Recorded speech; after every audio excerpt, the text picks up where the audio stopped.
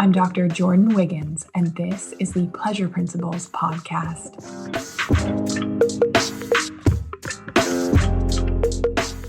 Join me on this journey where sex, science, and sensuality meet. Let's change the conversation around sex and pleasure together.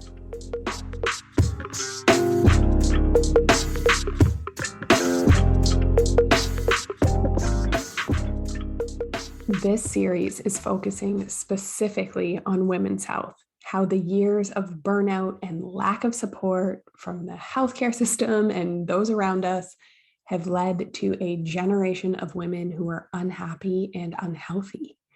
And we're talking about where we need to go to find the answers that are going to help us collectively feel better. Because right now, the system that we are trying to access is not working. I want for all of you better health, better sex, and more wealth. And these conversations are the first step in how we get there.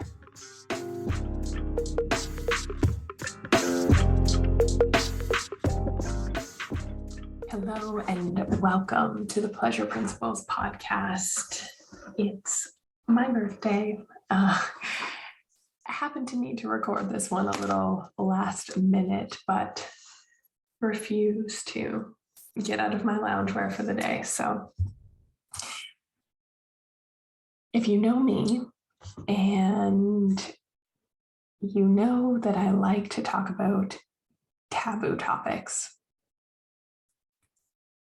and uncover the beauty, the lesson in it.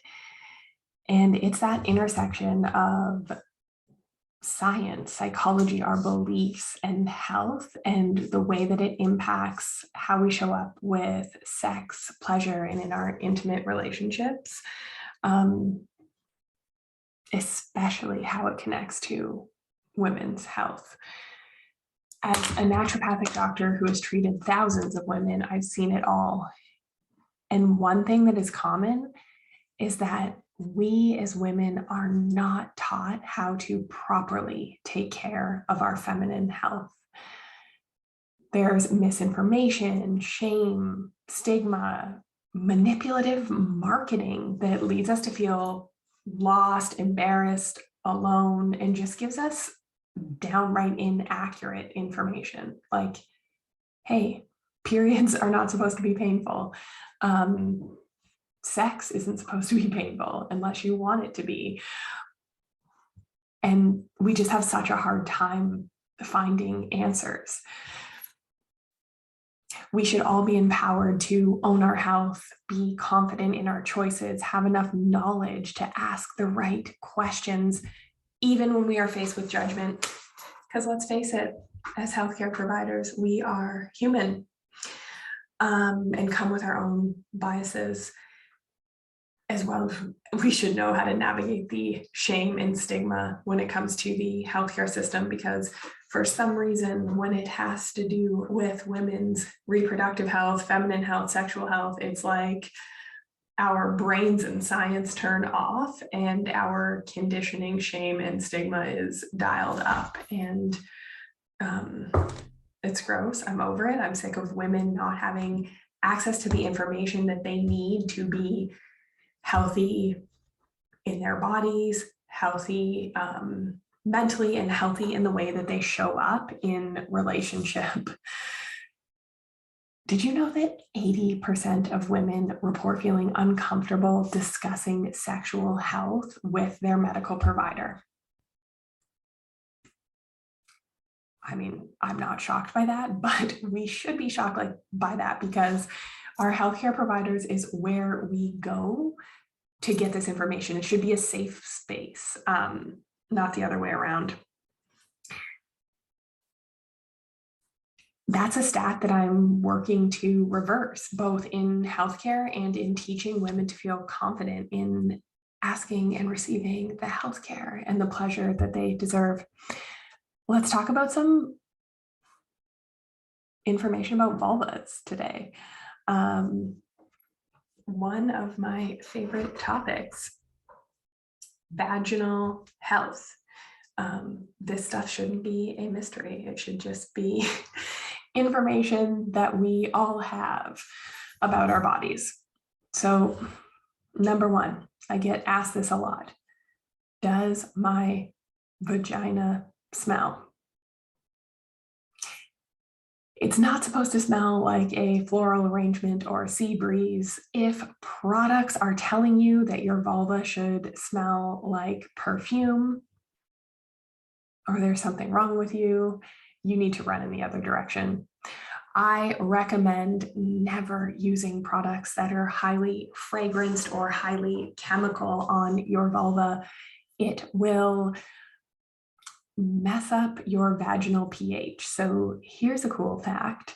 Vulvas, vaginas are like, they're self-cleaning. They can naturally balance themselves. So if something is in your vulva, penis, sex toy, finger, other items that you would like to safely put in there,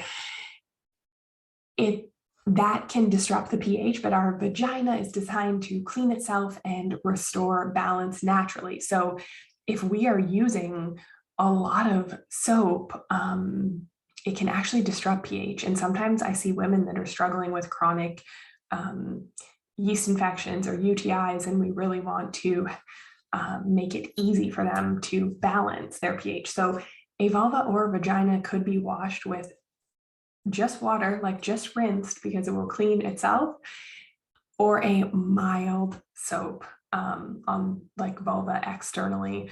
That is all you need. And if you're looking for options for freshness, I would recommend checking out Kedish, a brand that I just found out about. And if you have not heard my I'll Have What She's Having episode with their founder, Iman, check it out. She's amazing. This is a brand that wants to empower women to take care of themselves with high quality ingredients, not overly fragranced. And this is about you taking care of you for you, not any gross, shamey, put these chemicals on your vulva. I want you to pay attention to your body, because a change in smell can be an indicator of infection that we need to talk to our healthcare professional about. Your vaginal health and your sexual health is important. Proper hygiene and knowing what to smell for, and how you can kind of take control of your own health and body to make confident decisions with your partner and with your doctor. So really what we're looking for is changes, and we can have changes that change with our cycle. So maybe before menstruation, it can smell a little more coppery, but we're really looking for like a fishy smell or something out of the ordinary. Could be an infection like BV. So we should all know how our vulvas smell normally and throughout our cycle, and we're looking for changes in that. Then that should be addressed with a healthcare provider.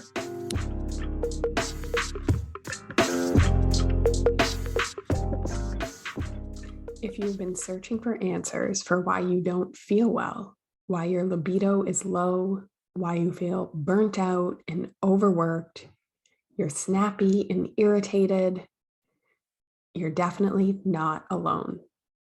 You've been told your blood work is normal, you just have to live with it, but you've never found something that works for you and your lifestyle.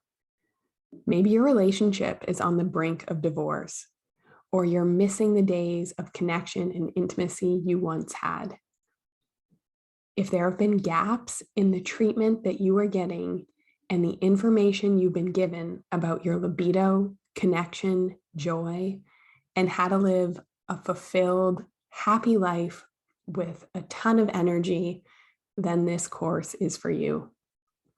The Pleasure Principles is an online hybrid program that uses self-study combined with bi-weekly coaching directly with me, Dr. Jordin Wiggins, a naturopathic doctor and sexual health disruptor, designed to unlock the barriers that have been holding you back from the life you know is possible. From updated sexual health information to mindset and stress reset to uncovering your desires and understanding what you really want out of life, the Pleasure Principles uses a combination of evidence-based practice, my years of experience working with thousands of women just like you, Eastern medicine theories, and practical everyday ways to apply the work to see real change in your life and relationships. Get the information and the support you need to repair your relationships, start having great sex, and start enjoying your life again. Revolutionize the way you think about pleasure with the Pleasure Principles. Click the link in the show notes or visit my page on Instagram at Dr. Jordin Wiggins to learn more.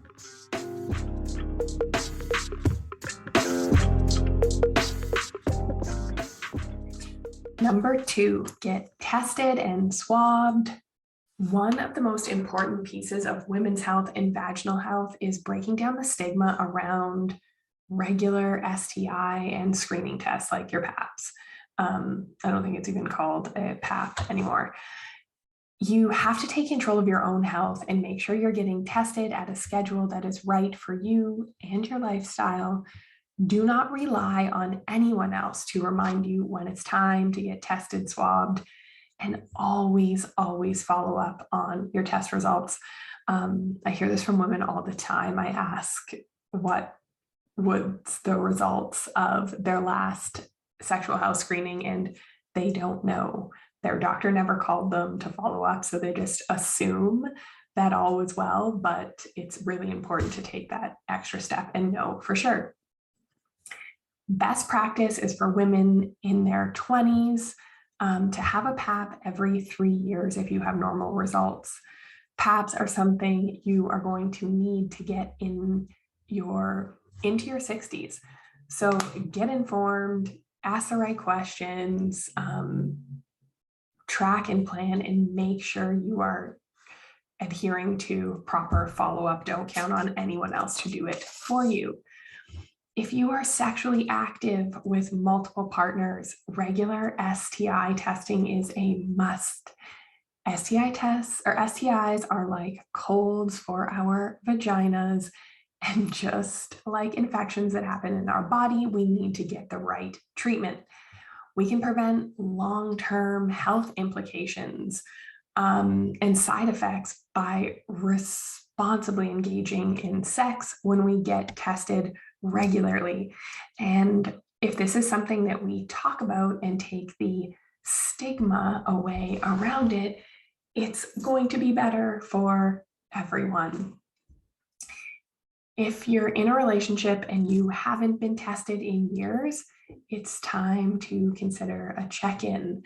STIs can lie dormant or be asymptomatic, and let's face it, in the words of Esther Perel, cheating is universally condemned and universally practiced. So again, this should just be something that we do standard. Even if we have been in a monogamous relationship for years, you should still be getting your STI testing regularly.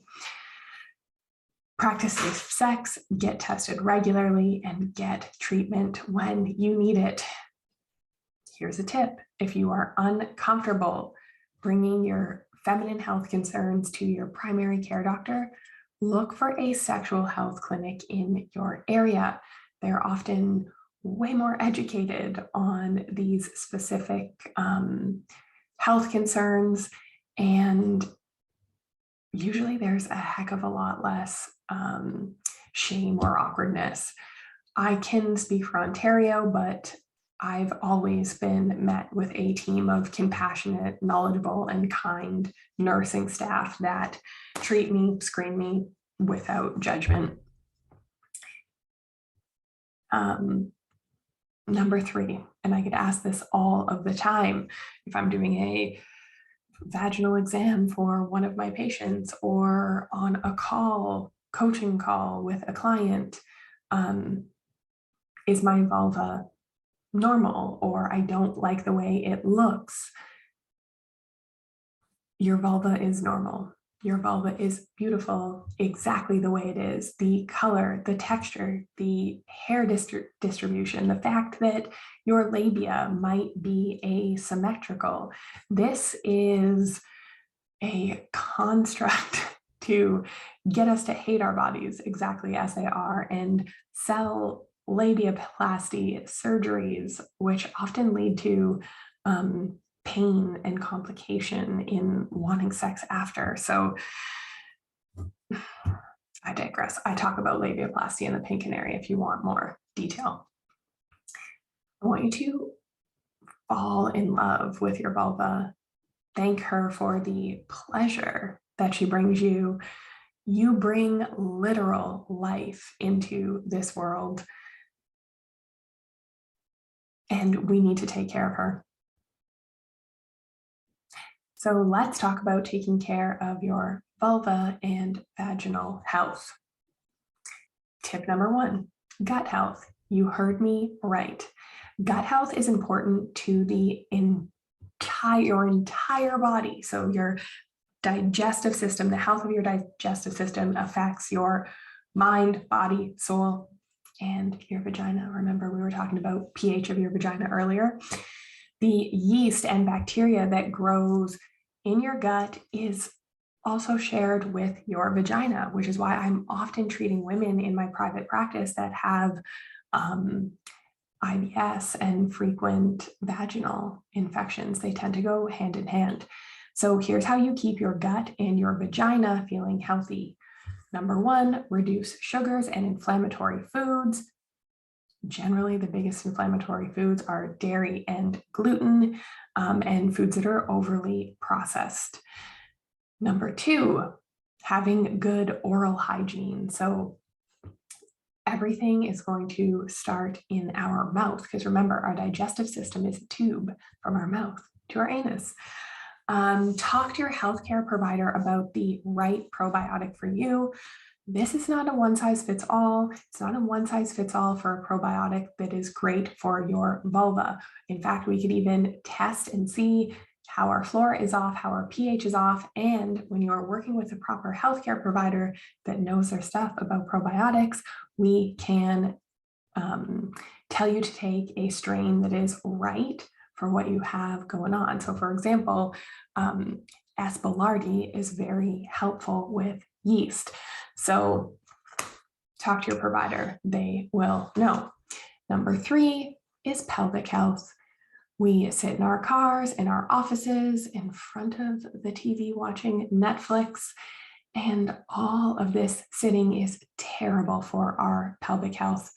Movement means nutrients are sent throughout our bodies, and yes, even to our pelvis. So we need to get up, get that blood flowing, practice proper stretching, especially if we are stuck at a desk all day, especially if we are work from home, because we have been sitting more than ever.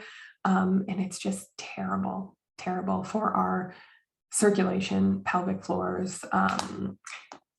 If you have persistent pelvic pain or pain with sex, I highly recommend seeing a pelvic floor physiotherapist. Number 3, we need to balance your hormones. Hormone imbalance affects everything in our bodies, from PMS to mood swings, anxiety, acne, as well as libido. An imbalance of estrogen, progesterone, insulin, testosterone could be an underlying cause of some of our feminine health, reproductive health issues. So getting these hormones tested and balanced is highly, highly recommended, which is tip number 4. Get tested. I said it before, and I will say it again. The only way to know that you are healthy, clear of infections, and in optimal health with balanced hormones is to get tested, STI testing regularly, hormone testing regularly to make sure that things are on track. And here's a little tip. If you feel like something is off, but you're being told your lab work is fine, you are probably not speaking to the right healthcare provider. Thank you for listening. I want all of you to start making an effort to have the kind of sex that is worth having, the kind of sex that you are excited to have, not the check off the to-do list kind of sex. Everything comes when you learn to receive, when you receive the beauty and strength of your body, your vulva and vagina. You can receive mind-blowing orgasms, money, compliments and praise, time, rest, joy, all of the things that make life great. We are starting with our sexual health, but we are learning to love ourselves and our lives too. The good sex is just the beginning. For better sex and more connected relationships, work with us. It is what we were meant to do. I want you to know that you're not broken. What you've been taught is. Try reading my book, The Pink Canary, for a more in-depth look at how we got here and where our negative beliefs about sex, pleasure, and women's health come from. The work starts with you. It will always be about you and the pleasure you experience, allow yourself to experience, and put out into this world. That is how you will find yourself and the life you desire. If you want more information about cultivating a fulfilling and satisfying sex life, visit www.thepleasurecollective.com/programs.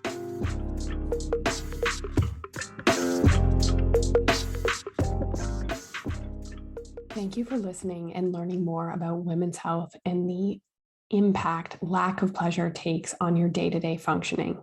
Let's stop this cycle. Break the patterns that are keeping us tired, sick, and miserable. Join me on my mission to bringing better health, better sex, and more wealth to women everywhere. We're running our lives and the lives of our family, employees, children on empty.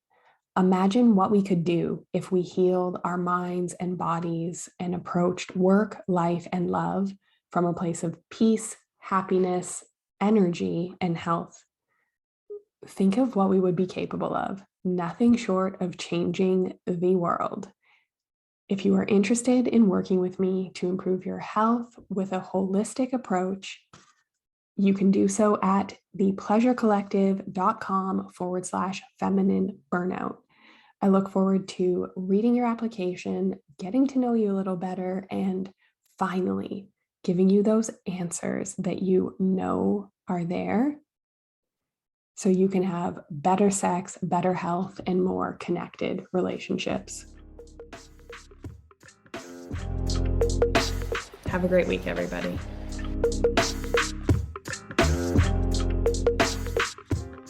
If you like what you heard in this episode, leave me a rating. Your support helps me get discovered by more women like you. Together, we can change the conversation around women's sexual health and pleasure for you, your partners, and generations to come.